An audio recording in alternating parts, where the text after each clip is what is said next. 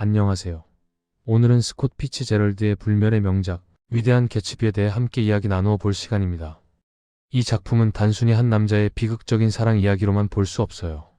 그 안에는 1920년대 미국의 화려하면서도 허무했던 시대상, 그리고 오늘날까지도 유효한 깊은 메시지와 교훈들이 담겨 있답니다. 지금부터 위대한 개츠비의 줄거리부터 해석, 그리고 우리가 얻을 수 있는 교훈까지 자세히 살펴보면서 이 작품이 왜 위대한이라는 수식어를 얻게 되었는지 함께 탐구해 볼까요? 먼저 위대한 개츠비의 흥미진진한 줄거리부터 시작해 볼게요. 이야기는 1922년 여름 뉴욕 롱아일랜드의 웨스트 에그라는 신흥부촌으로 이사온 젊은 증권업자 닉 캐러웨이의 시점에서 펼쳐집니다. 닉은 중서부 출신의 도덕적이고 성실한 인물로 월스트리트에서 새로운 기회를 찾아 동부로 오게 된 참이었죠. 그는 우연히 옆집에 사는 엄청난 부호 제이 개츠비라는 인물과 이웃이 되는데요. 개츠비는 매주 주말마다 자신의 호화로운 대저택에서 수많은 손님을 초대해 화려한 파티를 열지만 정작 자신은 그 파티의 한쪽에서 멀찍이 떨어져 손님들을 관찰하곤 합니다. 그는 늘 어딘가 비밀스럽고 신비로운 분위기를 풍기는 인물로 주변 사람들의 호기심과 온갖 추측을 불러일으킵니다. 닉은 개츠비의 파티에 초대받으면서 그의 삶과 감춰진 이야기에 점차 깊숙이 개입하게 됩니다. 개츠비의 대저택에서 열리는 파티는 그야말로 상상 이상의 화려함을 자랑합니다. 값비싼 음식과 술은 끊이지 않고 제공되고 당대의 유명한 재즈 밴드의 연주는 밤새도록 이어지죠. 루이 암스트롱의 트럼펫 소리가 울려 퍼지고 샴페인 잔이 부딪히는 소리가 끊이지 않는 광경은 마치 꿈과 같은 환락의 장입니다. 수많은 사람들이 이 파티를 즐기기 위해 몰려들지만 정작 개츠비 자신에 대해서는 온갖 소문만 무성할 뿐 그의 정체나 부의 원천을 정확히 아는 사람은 거의 없습니다. 그는 전쟁 영웅이라는 소문도 있었고 심지어 살인을 저지른 마피아 조직원이라는 터무니없는 소문까지 돌았습니다. 파티 손님들은 그저 개츠비의 부와 화려함에 매료되어 그를 이용하고 즐길 뿐 그의 내면이나 진정한 목적에는 아무런 관심이 없었죠. 그는 누구이며 어떻게 그런 엄청난 부를 쌓게 되었을까요? 닉은 이러한 궁금증을 품고 개츠비에게 다가가면서 그의 비밀을 하나씩 알아가게 됩니다. 사실 개츠비가 이 모든 화려한 파티를 여는 이유는 단 하나입니다. 바로 그의 첫사랑 데이지 뷰캐넌을 다시 만나기 위해서였죠. 가난한 농부의 아들로 태어난 제이 개츠비, 본명은 제임스 개츠였습니다. 그는 젊은 시절 상류층 아가씨 데이지 페이와 사랑에 빠집니다. 데이지는 아름답고 매력적이었지만 동시에 부유하고 안정적인 삶을 추구하는 현실적인 여성이었습니다. 개츠비는 데이지를 진심으로 사랑했고 그녀에게 자신의 미래를 약속하지만 1차 세계대전에 참전하게 되면서 그녀와 헤어지게 됩니다. 전쟁터에서 돌아온 개츠비는 데이지가 부유한 집안 출신인 톰 뷰캐넌과 결혼하여 딸까지 낳았다는 소식을 듣고 절망합니다. 톰은 예일 대학교 출신의 운동선수이자 막대한 유산을 물려받은 전통적인 상류층 인물로 무모하고 오만한 성격의 소유자였습니다. 데이지는 톰의 부와 사회적 지위에 끌려 그와의 결혼을 선택했던 것이죠. 개츠비는 비록 절망했지만 데이지를 향한 사랑을 결코 포기하지 않았습니다. 오히려 그녀를 되찾기 위해 모든 것을 걸기로 결심합니다. 데이지를 되찾겠다는 일념 하나로 개츠비는 밀수와 같은 불법적인 사업에 손을 대며 어마어마한 부를 축적하게 됩니다. 그는 사업 파트너인 울프심과 함께 술 밀매와 다른 불법적인 거래를 통해 막대한 재산을 모읍니다. 그 과정에서 그는 자신의 과거와 배경을 철저히 감추고 제이 개츠비라는 새로운 신분과 이미지를 만들어냅니다. 그리고 데이지가 살고 있는 이스트 에그 맞은편인 웨스트 에그의 호화로운 대저택을 짓고 매일 밤 그녀의 집 방향을 바라보며 멀리서 빛나는 초록색 불빛을 보곤 합니다. 그 초록색 불빛은 개츠비에게 데이지와의 재회, 그리고 과거로 돌아가 행복했던 시절을 되찾겠다는 그의 간절한 희망을 상징하는 것이었습니다. 그것은 단순한 불빛이 아니라 그의 삶의 모든 목표이자 이유가 되는 환상이었습니다. 그는 이스트 에그의 데이지를 향한 순수한 열망과 희망을 그 불빛에 투영하며 밤마다 서성입니다. 개츠비는 데이지의 사촌인 닉 캐러웨이를 통해 마침내 데이지와 재회하게 됩니다. 닉은 두 사람의 만남을 주선하며 개츠비의 오랜 꿈이 실현되도록 돕습니다. 처음에는 어색하고 서툴렀던 두 사람은 곧 오랜 감정을 확인하고 개츠비는 데이지에게 자신의 부와 성공을 보여주며 그녀의 마음을 다시 얻으려 노력합니다. 그는 데이지를 자신의 대저택으로 초대하여 수많은 명품 셔츠들을 자랑하듯 그녀 앞에서 던집니다. 데이지 역시 개츠비의 진심과 그의 엄청난 부에 흔들리는 모습을 보입니다. 그녀는 개츠비의 값비싼 셔츠들이 쏟아져 내리는 모습을 보며 감격하여 눈물을 흘리기도 하죠. 그 눈물은 개츠비가 꿈꾸던 과거의 순수한 사랑에 대한 그리움인지 아니면 물질적인 풍요 앞에서 무너지는 현실적인 욕망의 표현인지 모호합니다. 두 사람은 서로에게 다시 강렬하게 끌리며 비밀스러운 관계를 이어가게 됩니다. 개츠비는 데이지에게 과거로 돌아가 모든 것을 다시 시작하자고 간절히 설득합니다. 그는 5년 전의 그날처럼 모든 것이 완벽했던 그 시절로 돌아갈 수 있다고 굳게 믿고 있었던 것입니다. 하지만 이들의 사랑은 순탄치만은 않습니다.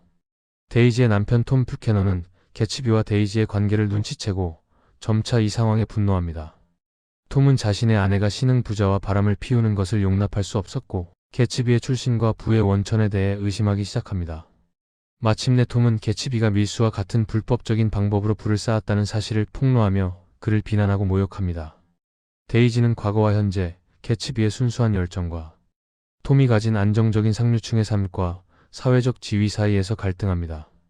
그녀는 개츠비의 사랑에 끌리면서도 톰이 제공하는 익숙한 편안함과 안정, 그리고 딸을 버릴 용기는 없었습니다. 데이지는 결국 현실적인 선택을 하게 되고 개츠비를 떠나 톰의 곁으로 돌아갑니다. 이 순간 개츠비의 오랜 꿈과 환상이 산산조각 나는 순간이었죠. 그는 과거를 되돌릴 수 없다는 냉혹한 현실에 직면하게 됩니다. 결국 비극은 예상치 못한 곳에서 찾아옵니다. 뜨거운 여름날, 뉴욕으로 나들이를 갔던 개츠비와 데이지, 닉, 톰, 그리고 톰의 정부인 머틀 윌슨의 남편 조지 윌슨까지 얽힌 복잡한 관계 속에서 큰 사건이 발생합니다. 뉴욕에서 돌아오는 길, 데이지가 운전하던 개츠비의 고급 노란색 로드스터에 톰의 정부, 머틀 윌슨이 치여 죽는 끔찍한 사고가 발생한 것입니다. 데이지는 극심한 충격과 공포에 빠져 어쩔 줄 몰라 하고 개츠비는 사랑하는 데이지를 보호하기 위해 자신이 운전했다고 거짓말을 합니다. 그는 데이지를 위해 모든 것을 희생할 준비가 되어 있었습니다.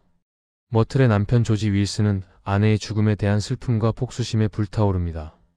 그는 아내가 바람을 피웠다고 생각했고 그녀를 죽인 차의 주인이 개츠비라고 굳게 믿게 됩니다. 톰 뷰캐넌은 조지 윌슨에게 개츠비가 머틀을 죽였다는 거짓 정보를 흘리고 그를 부추깁니다. 결국 조지 윌슨은 개츠비의 집을 찾아가 수영장에서 휴식을 취하던 개츠비를 총으로 살해하고 자신도 그 자리에서 자살하고 맙니다. 이렇게 개츠비의 삶은 허무하고 비극적으로 막을 내립니다. 그가 그토록 애써 쌓아 올린 모든 것이 한순간에 무너져 내리는 순간이었죠. 그의 꿈은 산산이 부서지고 그를 지탱하던 모든 희망은 사라져버립니다. 개츠비의 장례식은 놀랍도록 초라했습니다. 그토록 많은 사람들이 그의 파티에 찾아와 그의 술과 음식을 즐겼지만 정작 그의 죽음 앞에서는 가족이나 친척, 심지어 파티에 자주 왔던 지인들조차 아무도 나타나지 않았습니다. 닉 캐러웨이만이 개츠비의 진정한 친구로서 그의 마지막을 지켜보며 깊은 슬픔과 허무함을 느낍니다. 개츠비가 그토록 갈망했던 데이지마저도 장례식에 오지 않았습니다. 그녀는 톰과 함께 조용히 마을을 떠나버렸고 개츠비는 끝내 그녀의 진정한 사랑을 얻지 못했습니다. 그의 꿈과 사랑은 결국 물거품처럼 사라져버린 것입니다. 이 초라한 장례식은 개츠비가 평생을 바쳐 추구했던 가치들이 얼마나 허상이었는지를 극명하게 보여주는 비극적인 결말입니다. 이제 이 비극적인 줄거리에 담긴 깊은 의미들을 해석해보는 시간을 가져볼까요? 위대한 개츠비는 단순히 한 남자의 사랑 이야기 그 이상을 담고 있습니다. 이 작품은 크게 세 가지 중요한 주제를 다루고 있으며 이를 통해 1920년대 미국 사회의 단면과 인간 본연의 욕망, 그리고 삶의 진정한 의미에 대한 통찰을 제공합니다. 첫째, 아메리칸 드림의 허상과 비판입니다. 개츠비는 아메리칸 드림, 즉 노력과 의지로 성공하면 누구든지 부와 행복을 얻을 수 있다는 미국의 이상을 조차부를 쌓았습니다. 가난한 시골 출신에서 엄청난 부호가 된 그의 모습은 표면적으로는 아메리칸 드림의 성공 사례처럼 보입니다. 그는 스스로를 개츠비라는 이상적인 존재로 만들어냈고 물질적인 성공을 통해 과거의 결핍과 사회적 한계를 극복하려 했습니다. 하지만 그는 진정한 사랑과 행복, 그리고 상류 사회의 진정한 인정을 얻지 못했습니다.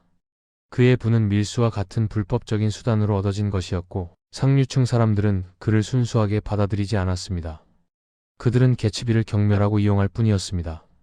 이 작품은 당시 1920년대 재즈시대라고 불리던 황금기 미국의 물질주의적 가치관과 도덕적 타락을 신랄하게 비판하며 돈이 모든 것을 해결해 줄 것이라는 환상이 얼마나 허무하고 위험할 수 있는지를 보여줍니다.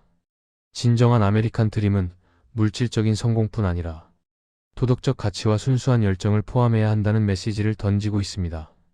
둘째, 계급 간의 갈등과 보이지 않는 장벽입니다. 개츠비는 막대한 부를 가졌지만 전통적인 상류층인 톰과 데이지로부터는 결코 진정한 의미의 존중과 인정을 받지 못합니다. 톰과 데이지는 대대로 부를 물려받은 오래된 도널드 머니를 가진 사람들이었고, 개츠비는 자수성가한 새로운 돈누 머니를 가진 사람이었죠. 당시 미국 사회는 부의 축적 방식과 출신 배경에 따라 엄격한 계급 구분이 존재했습니다. 오래된 돈을 가진 사람들은 자신들의 부와 사회적 지위에 대한 자부심이 강했고, 새로운 돈을 가진 사람들을 천박하게 여기는 경향이 있었습니다. 개츠비는 아무리 노력하고 부자가 되어도 그들의 견고한 벽을 넘을 수 없었습니다. 톰은 개츠비의 부를 불법적인 것으로 치부하며 그를 인종차별적인 시선으로 바라보기까지 합니다. 이는 계급 간에 보이지 않는 장벽이 얼마나 강력하며 돈만으로는 해결할 수 없는 뿌리 깊은 사회적 편견과 차별이 존재했음을 극명하게 드러냅니다. 개츠비의 비극은 단순히 사랑의 실패를 넘어 견고한 계급 사회의 벽에 부딪힌 한 개인의 좌절을 상징하기도 합니다. 셋째, 사랑의 비극성과 이상과 현실의 괴리입니다. 개츠비의 데이지를 향한 사랑은 그 어떤 것보다 순수하고 집착적이었습니다. 그는 과거의 데이지, 즉 순수하고 아름다웠던 첫사랑의 환상에 사로잡혀 있었습니다. 그는 데이지와의 과거를 되돌릴 수 있다고 굳게 믿었고, 그녀가 자신의 현재의 모습 새로운 돈을 가진 부자에 만족할 것이라고 착각했습니다. 하지만 현실의 데이지는 이미 결혼하여 아이가 있고 안정적인 상류층의 삶에 안주하려는 과거의 순수한 소녀가 아니었습니다. 그녀는 개츠비의 순수한 열정보다는 톰이 제공하는 물질적 안정과 사회적 편안함을 선택했습니다. 개츠비는 과거의 환상에 집착하며 현재의 데이지를 제대로 보지 못했고, 결국 그의 순수한 사랑은 현실의 벽에 부딪혀 비극적인 결말을 맞이합니다. 이는 이상과 현실의 괴리, 그리고 과거에 대한 지나친 집착이 어떻게 현재를 망가뜨리고 결국 비극으로 이어질 수 있는지를 보여주는 중요한 메시지입니다. 개츠비는 과거의 초록색 불빛을 향해 끊임없이 나아갔지만 결국 그 불빛은 영원히 닿을 수 없는 환상이었던 것이죠. 그렇다면 위대한 개츠비가 우리에게 주는 교훈은 무엇일까요? 이 소설은 시대를 초월하여 오늘날의 독자들에게도 많은 생각할 거리를 제공합니다. 첫 번째 교훈은 물질적 성공이 진정한 행복을 보장하지 않는다는 것입니다. 개츠비는 부를 통해 데이지의 사랑을 되찾으려 했고, 그 결과 엄청난 부를 축적했습니다. 그는 대저택과 호화로운 파티, 값비싼 자동차 등 모든 것을 가졌지만 그의 삶은 끊임없이 외로움과 허무함으로 가득했습니다. 화려한 파티 속에서도 그는 고독했고, 그의 내면은 데이지에 대한 갈망으로 병들어 있었습니다. 결국 돈은 그에게 진정한 행복이나 만족, 그리고 사랑하는 사람과의 유대를 가져다 주지 못했습니다. 오히려 그의 부는 그의 비극적인 죽음의 원인 중 하나가 됩니다. 이는 우리가 살고 있는 현대 사회에도 시사하는 바가 큽니다. 물질적인 풍요가 전부는 아니며 진정한 행복은 내면의 가치와 인간적인 유대에서 비롯된다는 점을 다시 한번 생각하게 합니다. 겉으로 보이는 성공과 내면의 공허함 사이의 간극을 비판적으로 바라보게 합니다. 두 번째 교훈은 과거에 대한 집착은 현재를 망치고 미래를 앗아갈 수 있다는 것입니다. 개츠비는 과거의 데이지에 대한 환상에 사로잡혀 현재의 데이지를 있는 그대로 받아들이지 못했습니다. 그는 시간을 되돌릴 수 있다는 맹목적인 믿음을 가지고 있었고, 그 믿음이 결국 그의 파멸을 불러왔습니다. 과거의 아름다운 추억에 갇혀 현재를 제대로 살지 못하거나 미래를 향해 나아가지 못하는 것은 결국 비극으로 이어질 수 있음을 보여줍니다. 과거의 경험은 중요하지만 그것이 현재와 미래를 지배하도록 내버려 두는 것은 위험합니다. 현재를 직시하고 과거는 과거로 남겨두는 지혜, 그리고 다가올 미래를 향해 나아가는 용기가 필요하다는 것을 우리에게 일깨워줍니다. 개츠비의 비극은 과거에 대한 맹목적인 추억이 얼마나 위험한 환상으로 변질될 수 있는지를 보여주는 강력한 경고입니다. 마지막으로 진실된 인간 관계의 중요성입니다. 개츠비의 장례식에 나타난 사람은 닉 캐러웨이와 몇몇 지극히 소수의 사람들 뿐이었습니다. 그의 파티에 수없이 많은 사람들이 몰려들어 그의 술과 음식을 즐기고 그의 부를 탐했지만 그들은 개츠비의 돈과 파티를 즐기기 위한 표면적인 관계였을 뿐 진정한 인간적인 유대는 없었습니다.